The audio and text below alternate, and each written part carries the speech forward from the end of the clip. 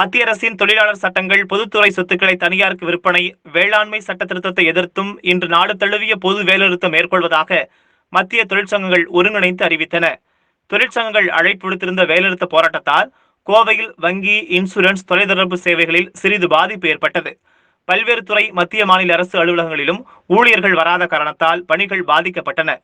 இதனிடையே கோவையில் பேருந்து, ஆட்டோ, டாக்ஸி உள்ளிட்டவை வழக்கம்போல் இயங்கியதால் பொதுமக்களின் இயல்பு வாழ்க்கையில் பாதிப்பு ஏற்படவில்லை.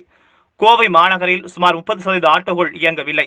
தொழிலாளர்கள் பெரும்பகுதியினர் வேலைநிறுத்த போராட்டத்தில் பங்கேற்றனர்.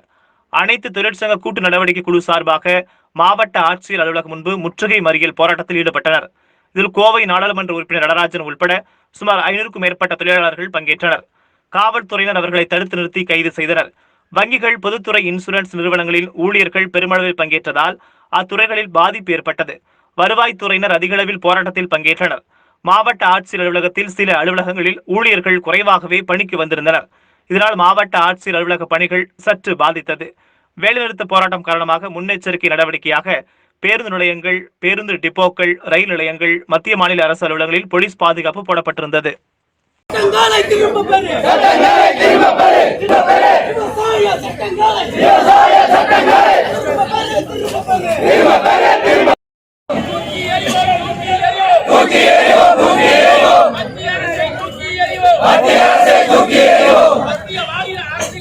மத்திய